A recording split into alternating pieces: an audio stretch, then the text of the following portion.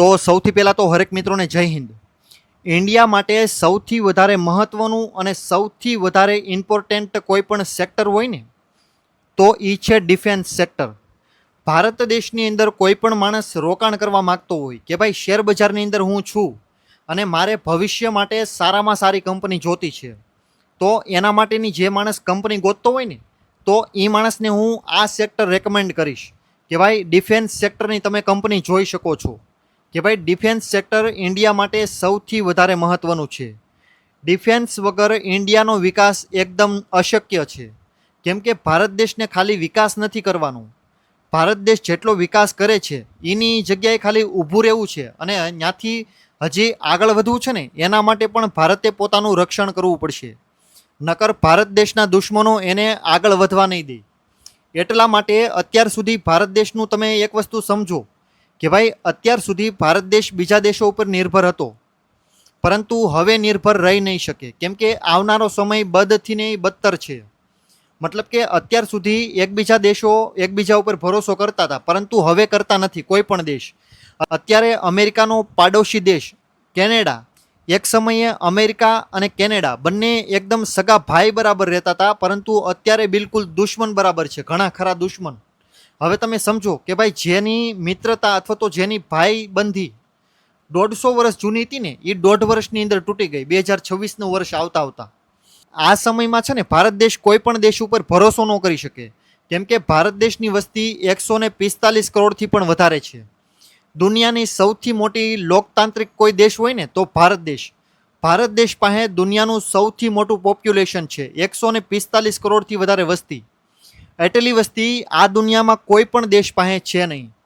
તો ઇન્ડિયાના ડિફેન્સ સેક્ટરની હું તમને 8 કંપનીના નામ આપું છું.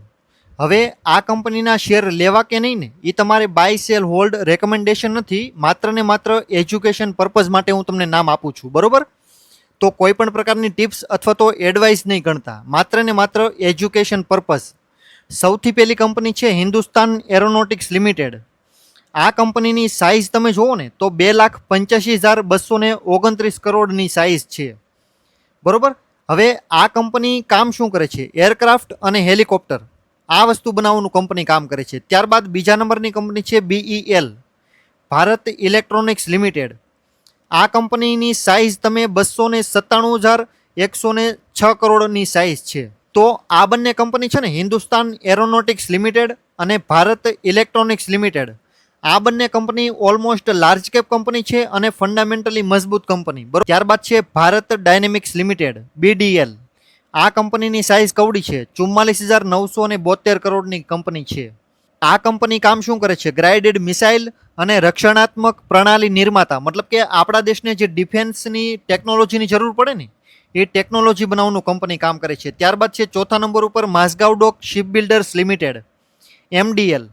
આ કંપનીનું મેન સાઇઝ કવડી છે, 98,484 કરોડની કંપની છે.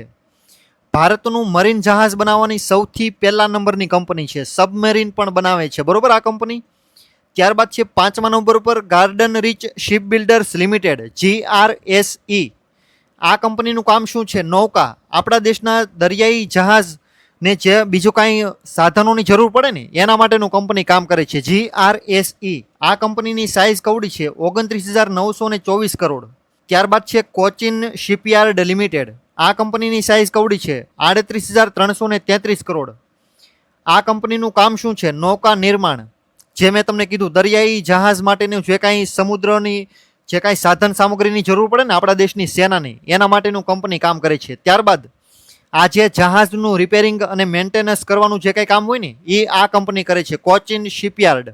અને બાકી માઝગાવ ડોક શિપ બિલ્ડર્સ અને ગાર્ડન રીચ શિપ બિલ્ડર્સ આ બંને આપણા દેશના મરીન જહાજ એરક્રાફ્ટની એવું બધું એ બધી વસ્તુઓ બનાવવાનું કંપની કામ કરે છે. અને કોચિન શિપયાર્ડ લિમિટેડ આ જે વસ્તુ બનેલી હોય ને એને રિપેરિંગ અને મેન્ટેન કરવાનું કંપની કામ કરે છે. ત્યારબાદ છે સાતમા નંબરની company Paras defence and space technology limited. આ કંપનીની સાઇઝ કવડી છે, 6,773 કરોડની કંપની છે. ત્યારબાદ છે આઠમા નંબરની company data pattern India limited. આ કંપનીની સાઇઝ કવડી છે, 22,385 કરોડની કંપની છે. આ કંપની કામ શું કરે છે? રડાર સિસ્ટમ ડિઝાઇન કરવાનું કંપની કામ કરે છે અને આ જે સિસ્ટમ હોય ને એનું લગાતાર નવું ક્યાંક અપડેટેશન લાવવાનું કંપની કામ કરે છે, બરોબર? તો ભારત દેશના ડિફેન્સ સેક્ટર માટે આ 8 કંપની સૌથી વધારે મહત્વની છે. હિન્દુસ્તાન એરોનોટિક્સ લિમિટેડ, બીજા નંબર ઉપર છે ભારત ઇલેક્ટ્રોનિક્સ લિમિટેડ, ત્રીજા નંબર ઉપર છે ભારત ડાયનેમિક્સ લિમિટેડ, ચોથા નંબર ઉપર છે Mazagon dock ship builders limited, પાંચમા નંબર ઉપર છે garden rich ship builders and engineering limited, છઠ્ઠા નંબર ઉપર છે કોચિન શિપયાર્ડ લિમિટેડ, સાતમા નંબર ઉપર છે Paras defence and space technology limited અને આઠમા નંબર ઉપર છે ડેટા પેટર્ન. આટલી કંપનીઓ ઇન્ડિયાના ડિફેન્સ સેક્ટર માટે સૌથી વધારે મહત્વની છે. અગર કોઈ પણ માણસ ઇન્ડિયાના સ્ટોક માર્કેટમાં સારામાં સારી કંપની ગોતતો હોય ને તો આ 8 કંપની એ માણસ જોઈ શકે છે. હું તમને કંપનીના શેર લેવાની વાત નથી કરતો. હું માત્ર તમને સારી અને મજબૂત ફંડામેન્ટલી જે બિઝનેસ સારો હોય ને એ કંપનીના માત્ર તમને નામ આપું છું. તમારે શેર લઈ લેવાનું એવું કાંઈ નથી કહેતો. તમને જો કંપની ગમે, કંપનીનો બિઝનેસ ગમે ને તો તમારે શેર લેવાના, બાકી કાંઈ લેવાની જરૂર છે નહીં.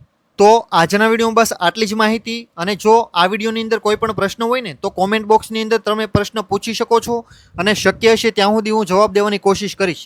જો તમને વિડીયો ગમ્યો હોય ને તો વિડીયોને લાઇક કરજો, શેર કરજો અને ચેનલને સબસ્ક્રાઇબ કરી લેજો. Thank you so much for watching this videos and good bye.